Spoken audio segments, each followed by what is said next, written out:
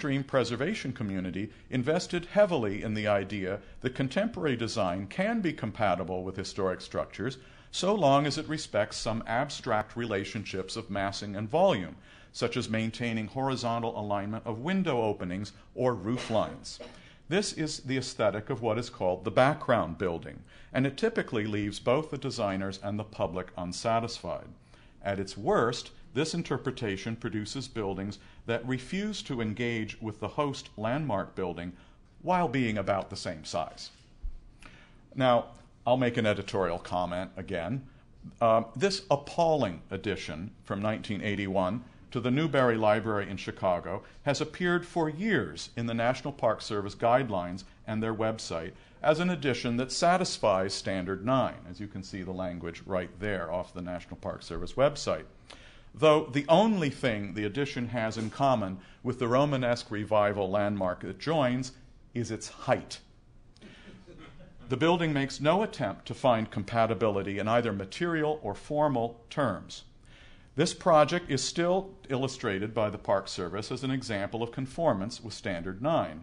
It is not surprising, therefore, that many in the preservation community continue to think that one must differentiate new construction from historic fabric by stylistic and material contrast, while the compatibility will be handled by making the new structure approximately the same size, however visually discordant it may be. Now, if you ask John Sandor and his colleagues at the National Park Service about this, they will say, well, no, that isn't what the standard says. And of course, they would be right. It doesn't say that.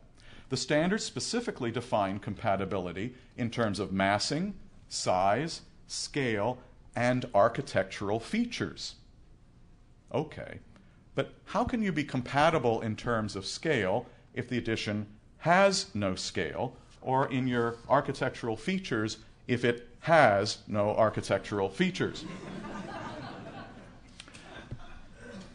A reasonable person must conclude that compatibility considered in the abstract without regard to formal language is meaningless. I often say you can't have a dialogue if you don't have a common language. You know, if you're speaking Chinese and Arabic, you can't have a dialogue. One of you has to have the same language as the other. How then do we account for the entrenched misreading of Standard 9, aside from the illustrations, throughout much of the preservation community, including some within the Park Service itself? Perhaps it's because architects are notorious for never reading anything. We only look at the pictures.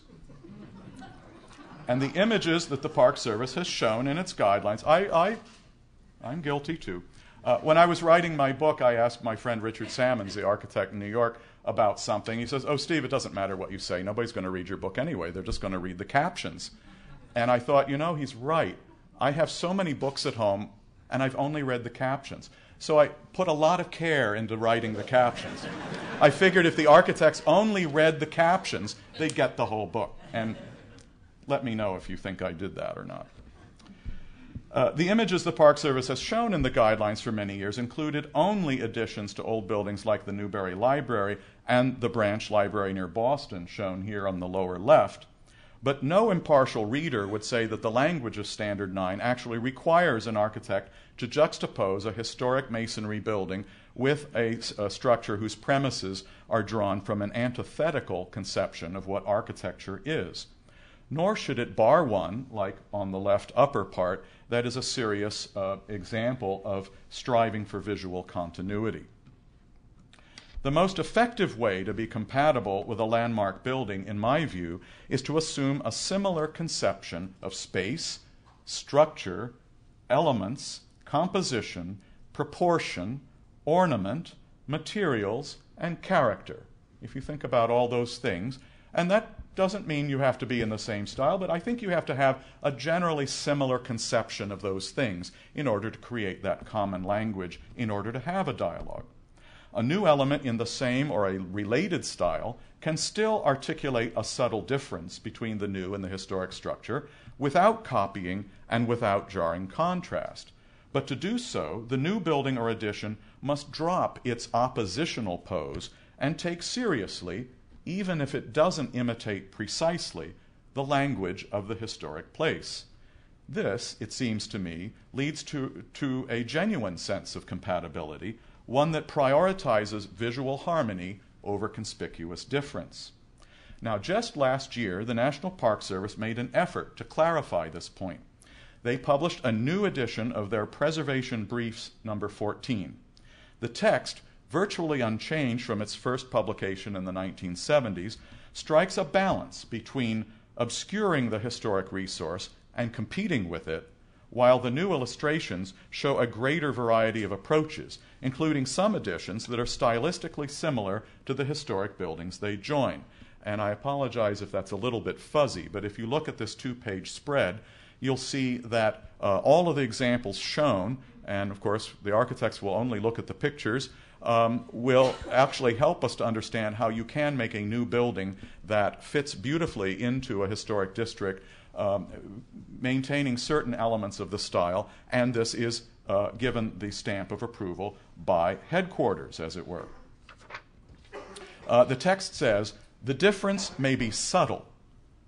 Get that? The difference may be subtle, but it must be clear.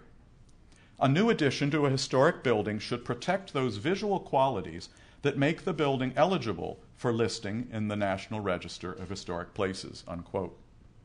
Now, questions remain about to whom an addition must be distinguishable from the old building.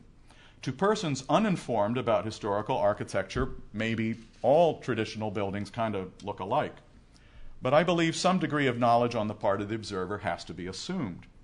The Arch of Titus in Rome, again, is an important reference point with its subtle balance of the new and old materials, telling a story but not sort of hitting us in the face. It's important to remember that interpretive materials, markers, plaques, and written information has a role to play in identifying new parts of a building that may superficially resemble the older ones, even if upon closer inspection the difference will be clear. The Park Service has here taken a step in the right direction in this new publication, and the images they use should make the point, even if the text is still unavoidably open to a range of interpretation. Now, some jurisdictions have always been open to new traditional architecture, and some have written their own ordinances that privilege or even mandate building in continuity with local traditions. But some seem to have sought a balance independent of style. The case of Charleston is instructive. In Charleston, the local Board of Architectural Review, or BAR as it's called, gave preliminary approval to a proposed new facility for Clemson University's School of Architecture on George Street in the historic district, illustrated here. Now, let's set aside for a moment the question, why would a school of architecture build a building in a historic district that goes out of its way to deny the architectural character of the district? Okay, that would be an interesting point to debate. What message does that send to the students? Interesting. Now, the BAR was not subject to the Secretary's standards at all, but rather to the city's own historic zoning ordinance of 1931, the first in the country designed to protect an entire district. And this had no requirement for differentiation. Instead, the 31 ordinance required the BAR to prohibit inharmonious new construction, a provision which the BAR had in recent years routinely ignored when approving new structures or additions in the district. Citizens angered by what they saw as their violation of their own founding ordinance protested, and the BAR hired a consultant who advised them simply to repeal the 1931 ordinance and reference the Secretary's standards instead, since this was seen as a way to legalize the BAR's interest in promoting new architecture unencumbered by the older ordinance's clear sanction against it. The citizens, seeing this as a way to streamline approvals for discordant new designs, succeeded in getting the city to adopt a version of the standards that specifically excluded stylistic bias. Here is a comparison of the current Standard 9 and the Charleston version. Note the introduction of such terms as sympathetic, discernible, and subtle, as well as the additional clarification that differentiation may or may not be stylistic. What I want to emphasize here is that the citizens saw Standard 9 as sanctioning discordant new designs and altered its language to eliminate any preferential treatment of interventions that were departed from the character of the place, and to remove reasons for declining those that were in conformance with the place. Now, it's too soon to evaluate the actual effect of the new ordinance, but it is already being put to the test. Clemson eventually bowed to public pressure, abandoned that project, and purchased an existing building nearby for its use, though I just learned last week that Clemson is trying again with a new architect, one who would be known to all of you, but I won't mention the name, so we shall see. Another earlier precedent for preservation policy rooted in local building traditions is the 1995 publication Building with Nantucket in Mind by the Nantucket Historic District Commission in Massachusetts. This remarkable book is both a valuable summary of the rich architectural history of that community and a series of design guidelines intended not simply to preserve the old structures as in a museum, but to encourage new construction that continues the native building culture. As they say in the text, quote, to preserve as unchanged as possible the old structures built before the middle of the 19th century in their original settings and conditions, also to maintain the fundamental harmony of the historic community by approving new structures and changes in old ones only when they will blend harmoniously with the traditions of the era, unquote. For this reason, it continues, quote, all additions or alterations of historic buildings will be compatible with the original building, unquote. But the book goes crucially beyond that statement to define what they mean by compatible. It is essentially a retroactive form-based code based on 9 headings of design review, including such things as site planning, bulk, proportion, and scale, which we see the spread here, massing, roof, windows and doors, and all of those things.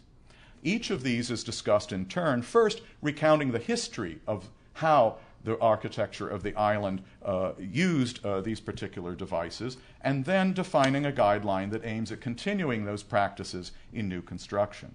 Rather than subjecting new designs to a kind of beauty contest, the guidelines state clearly what aspects of the traditional process are to be retained and what latitude is reserved for the designer.